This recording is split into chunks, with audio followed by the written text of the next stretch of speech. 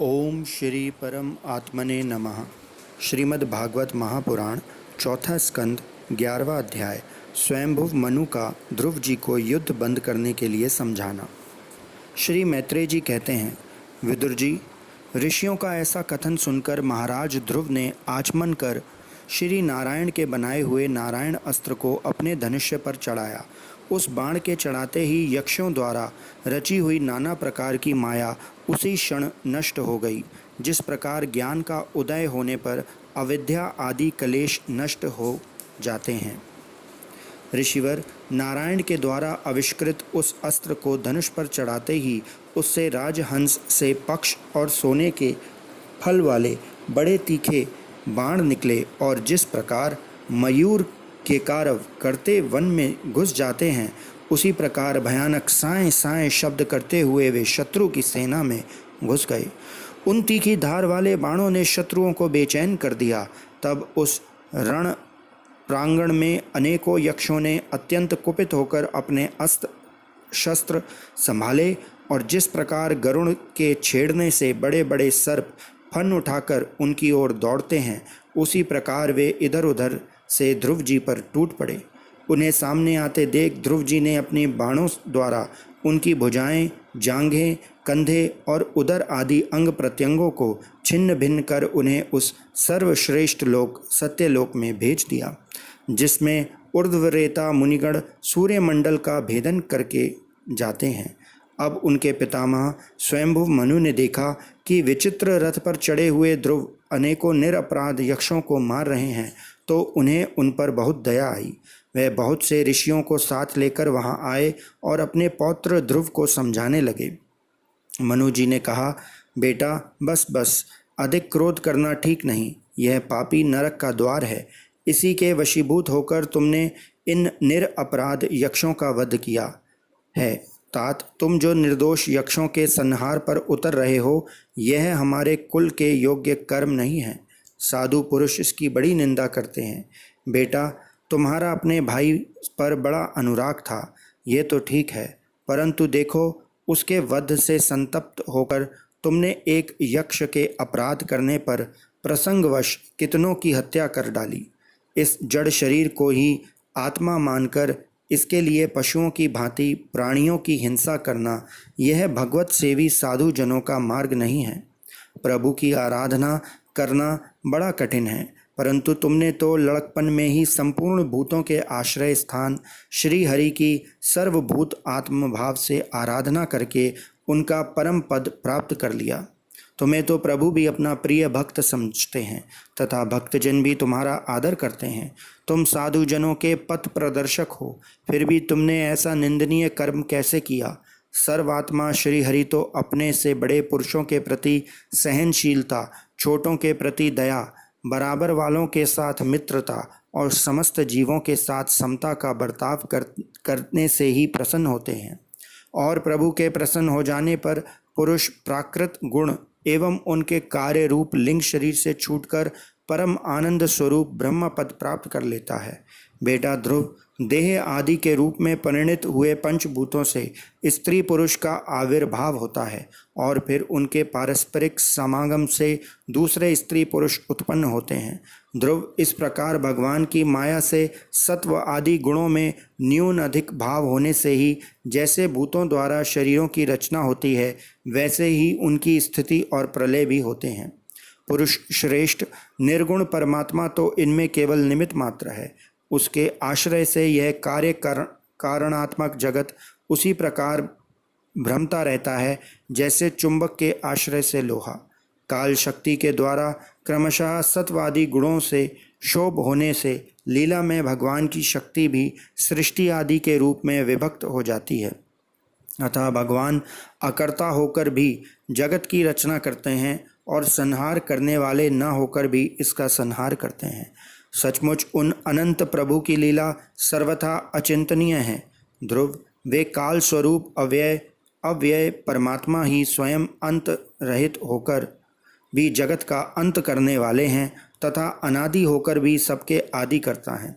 वे ही एक जीव से दूसरे जीव को उत्पन्न कर संसार की सृष्टि करते हैं तथा मृत्यु के द्वारा मारने वाले को भी मरवाकर उसका संहार करते हैं। वे काल भगवान संपूर्ण सृष्टि में समान रूप से अनुप्रविष्ट हैं। उनका ना तो कोई मित्र पक्ष है ना शत्रु पक्ष। जैसे वायु के चलने पर धूल उसके साथ साथ उड़ती है, उसी प्रकार समस्त जीव अपने अपने कर्मों के अधीन होकर काल की गति का अनुसरण करते हैं, अपने अपने कर्म अनुसार सुख दुख आदि फल भोगते हैं। सर्वसमर्थ श्री हरि कर्म बंधन में बंधे हुए जीव की आयु की वृद्धि और क्षय का विधान करते हैं, परंतु वे स्वयं इन दोनों से रहित अपने स्वरूप में स्थित हैं।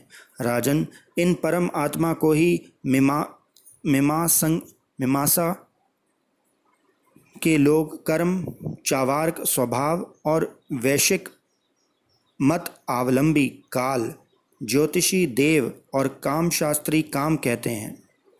वे किसी भी इंद्रिय या प्रमाण के विषय नहीं हैं। मैद आदि अनेक शक्तियां भी उन्हीं से प्रकट हुई हैं। वे क्या करना चाहते हैं इस बात को भी संसार में कोई नहीं जानता। फिर अपने मूल कारण उन प्रभु को तो जान ही कौन सकता है। बेटा, ये कुबेर के अनुचर तुम्हारे भाई को मारने वाले नहीं हैं, क्योंकि मनुष्य के जन्म मरण का वास्तविक कारण तो ईश्वर है। एकमात्र वही संसार को रचता, पालता और नष्ट करता है, किंतु अहंकार शून्य होने के कारण इसके गुण और कर्मों से वे सदा निर्लेप रहता है। वे संपूर्ण प्राणियों के अंतरात्मा, नियंता और रक्षा करने वाले प्रभु ही अपनी माया शक्ति से युक्त होकर समस्त जीवों का सृजन, पालन और संहार करते हैं। जिस प्रकार नाक में नकेल पड़े हुए बैल अपने मालिक का बोझा ढोते रहते हैं, उसी प्रकार जगत की रचना करने वाले ब्रह्मा आदि भी नाम रूपी डोरी से बंधे हुए उन्हीं की आज्ञा का पालन करते हैं। वे अभक्तों के लिए मृत्यु रूप और भक्तों के लिए अमृत रूप हैं तथा संसार के एकमात्र आश्रय हैं। तात, तुम सब प्रकार उन्हीं परमात्मा की शरण लो। तुम 5 वर्ष की अवस्था में अपनी सौतेली माता के वाग बाणों से मर्माहत होकर माँ की गोद छोड़कर वन को चले गए थे। वहाँ तपस्या द्वारा जिन ऋषिकेश भगवान की आराधना करके तुमने त्रिलोकी से ऊपर ध्रुव पद प्राप्त किया है, और जो तुम्हारे वैर भावहीन सरल हृदय में वात्सल्य वश विशेष रूप से विराजमान हुए थे, उन निर्गुण, अद्वितीय, अविनाशी और नित्य मुक्त परमात्मा को अध्यात्म दृष्टि से अपने अंतःकरण में ढूंढो। उनमें यह भेदभावमय प्रपंच न होने पर ही प्रतीत हो रहा है। ऐसा करने से सर्वशक्ति संपन्न परम आनंद स्वरूप सर्व अंतर्यामी भगवान अनंत में तुम्हारी सदृढ़ भक्ति होगी, और उनके प्रभाव से तुम मैं मेरे पन के रूप में दृढ़ हुई अविद्या की गांठ को काट डालोगे। राजन, जिस प्रकार औषधि से रोग शांत किया जाता है, उसी प्रकार मैंने तुम्हें जो उपदेश दिया है उस पर विचार करके अपने क्रोध को शांत करो। क्रोध कल्याण मार्ग का बड़ा ही विरोधी है। भगवान तुम्हारा मंगल करें। क्रोध के वशीभूत हुए पुरुष से सभी लोगों को बड़ा भय होता है। इसलिए जो बुद्धिमान पुरुष ऐसा चाहता है कि मुझसे किसी भी प्राणी को भय ना हो और मुझे भी किसी से भय ना हो, उसे क्रोध के वश में कभी नहीं होना चाहिए। तुमने जो ये समझकर कि मेरे भाई के मारने वाले हैं इतने यक्षों का संहार किया है, इससे तुम्हारे द्वारा भगवान शंकर के सखा कुबेर जी का बड़ा अपराध हुआ है। इसलिए बेटा, जब तक कि महापुरुषों का तेज हमारे कुल को आक्रांत नहीं कर लेता, इसके पहले ही विनम्र भाषण और विनय के द्वारा शीघ्र ही उन्हें प्रसन्न कर लो। इस प्रकार स्वयंभुव मनु ने अपने पौत्र ध्रुव को शिक्षा दी। तब ध्रुव जी ने उन्हें प्रणाम किया। इसके पश्चात वे महर्षियों के सहित अपने लोक को चले गए। इति श्रीमद्भागवते महापुराणे पारमहंस्यां साहित्यां चतुर्थ स्कंदे 11वां अध्याय। कृपया चैनल को सब्सक्राइब करें। धन्यवाद। ओम नमो भगवते वासुदेवाय। ओम नमो भगवते वासुदेवाय।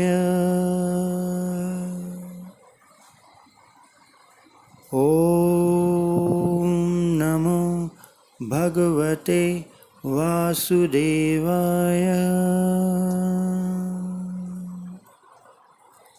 ओम नमो भगवते वासुदेवाय। ओम नमो भगवते वासुदेवाय। ओम भगवते वासुदेवाय।